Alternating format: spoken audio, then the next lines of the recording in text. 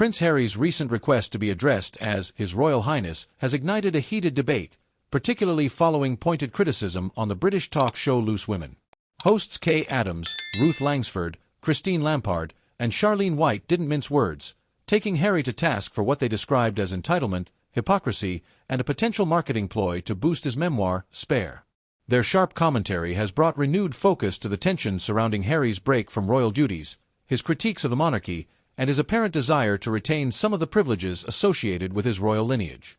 The panel called out Harry's demand as a glaring contradiction, given his voluntary departure from royal life in 2020 alongside his wife, Meghan Markle.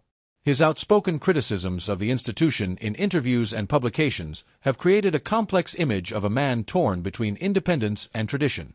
"You can't have your cake and eat it too," said one panelist, emphasizing the incongruity between his words and actions. Such behavior, they argued, appears less like a heartfelt plea and more like a strategic move to remain relevant and marketable. Beyond personal motivations, the hosts delved into the broader implications of Harry's actions. They warned that if individual royals began dictating terms and privileges without adhering to the established framework, the monarchy's credibility and structure could be compromised. This sentiment resonated deeply with viewers, sparking an intense public debate. Social media erupted with polarized reactions. Supporters of Harry decried the panel's critique as unnecessarily harsh and unsympathetic to his struggles. Conversely, others praised the hosts for their candor, echoing concerns about Harry leveraging his royal status for personal gain while simultaneously disavowing the institution. A particularly poignant part of the discussion revolved around Harry's relationship with King Charles III. By insisting on being addressed with a title he voluntarily relinquished, Harry risks further straining an already tenuous familial bond.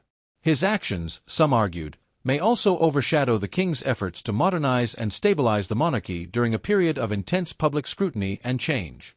The discussion on Loose Women also touched on the potential consequences for the royal institution if Harry's demands were accommodated.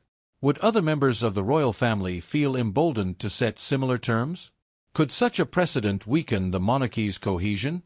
These questions linger, fueling broader conversations about the monarchy's adaptability and relevance in contemporary society. While Prince Harry remains steadfast in his stance, the controversy has cast a spotlight on the enduring tension between personal identity and public duty, a conflict that defines much of the modern royal narrative. Whether this episode further alienates Harry from his family or sparks introspection within the monarchy remains to be seen, but the debate over his use of His Royal Highness underscores the deep complexities surrounding his post-royal life.